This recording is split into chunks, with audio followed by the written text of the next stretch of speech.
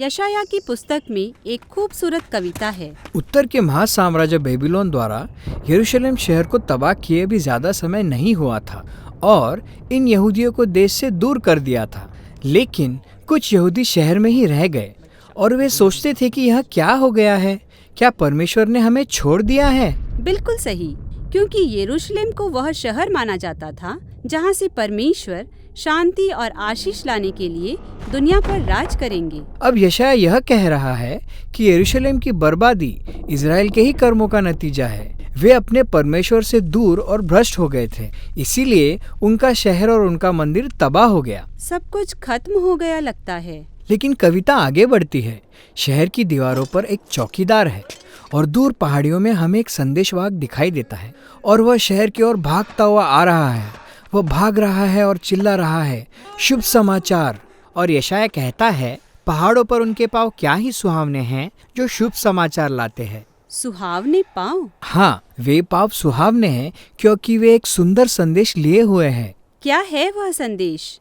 यह कि यरूशलेम के तबाह होने के बावजूद इजराइल का परमेश्वर अब भी राजा है और परमेश्वर खुद एक दिन इस शहर में वापस लौटेंगे, अपना सिंहासन लेंगे और शांति लाएंगे। और चौकीदार खुशी से गा उठते हैं क्योंकि शुभ समाचार यह है कि उनका परमेश्वर अब भी राज करता है। अब नए नियम में हमें यही वाक्यांश शुभ समाचार मिलता है। यह यूनानी शब्द इवेंजेलियन है। इस शब्द का अनुवाद कभी कभी सुसमाचार के रूप में भी किया जाता है। हाँ, इसलिए जब मसीही लोग कहते हैं कि क्या तुम सुसमाचार पर विश्वास करते हो, तो उनका मतलब है कि क्या तुम इस समाचार पर विश्वास करते हो। लेकिन यह सिर्फ कोई भी समाचार नहीं है। बाइबल में इस वाक्यांश का इस्तेमाल हमेशा एक नए राजा के राज्य की घोषणा के लिए किया गया है और नए नियम के सुसमाचारों में यह वाक्यांश यीशु की सारी शिक्षाओं का सार बतलाता है। वे कहते हैं कि यीशु परमेश्वर के राज्य का सुसमाचार प्रचार करते फिरे। यीशु ने खुद को एक संदेशवाहक के रूप में देखा जो परमेश्वर के राज्य का समाचार लाता है। हाँ, लेकिन जिस तरह से उन्होंने परमेश्वर के राज का वर्णन किया, उन्होंने हर किसी को आश्चर्य में डाल दिया। मेरा मतलब है, जरा किसी शक्तिशाली और सफल साम्राज्य के बारे में सोचिए। उसे मजबूत, अपनी इच्छा को लागू करने में सक्षम और अपने दुश्मनों को हराने में सक्षम होना चाहिए। लेकिन यीशु ने कहा कि परमेश्वर के राज्य में सबसे महान वही है जो सबसे कमजोर है, जो गरीबों से प्रेम रखता है और उनकी सेवा करता है। और उन्होंने कहा कि आप ईश्वर के राज्य में तब रहते हैं जब आप अपने दुश्मनों की बुराई का जवाब उनसे प्यार करते हुए देते हैं और उन्हें माफ करके मेल चाहते हैं। यह उलट-पुलट साम्राज्य है। यीशु ने यह भी कहा कि यह राज्य उनके साथ आएगा।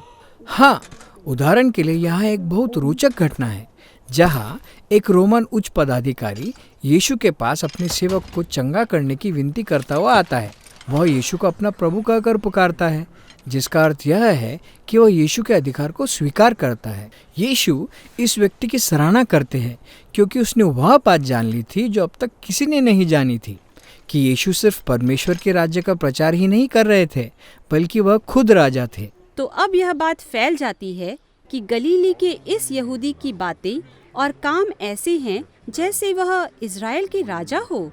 वह 12 शिष्यों को नियुक्त करती हैं जो इज़राइल के 12 गोत्र को दर्शाते हैं।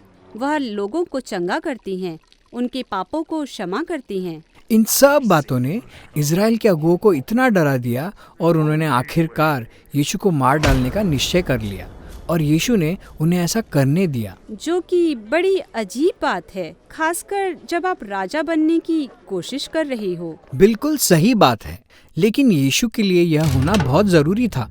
यीशु ने इज़राइल के लोगों के पाप और विनाश को मानवीय दशा के सिर्फ एक छोटे से हिस्से के रूप में देखा कि कैसी सारी मानव जाति ने परमेश्वर के खिलाफ विद्रोह किया, जिससे हमारी पूरी दुनिया त्रासदी और तबाही में फैल गई।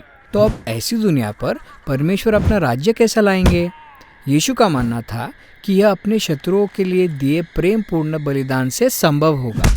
इसीलिए सुसमाचारों में यीशु के क्रूसीकरण को ऐसे दर्शाया गया है मानो यहूदियों के राजा के रूप में उनका राज्य अभिषेक हो। उन्हें एक मुकुट दिया जाता है, उन्हें राजसी वस्त्र भी दिया जाता है, उन्हें ऊंचा उठाया जाता है, लेकिन सिंहासन पर नहीं बल्कि क्रूस पर। उनके पांव क्या ही सुहावने हैं जो शुभ समाचार लाते हैं। अब शुभ समाचार यह है कि यीशु ने मृत्यु को हरा दिया है और अब वह राजा के रूप में राज करते हैं और उन्होंने खुद हमारे पापों और भ्रष्टता का सामना किया और उस पर अपने जीवन और प्रेम के द्वारा विजय पाई है। फिर यीशु ने अपने अनुयायियों को संसार में जाकर इस उलट-पुलट राज्य के शुभ समाचार को सुनाने के लिए भेजा और सभी को उन पर निष्ठा रखने के लिए आमंत्रित किया, क्योंकि वहाँ ऐसे राजा हैं जिसने अपने प्रेम से मृत्यु पर विजय पाई है।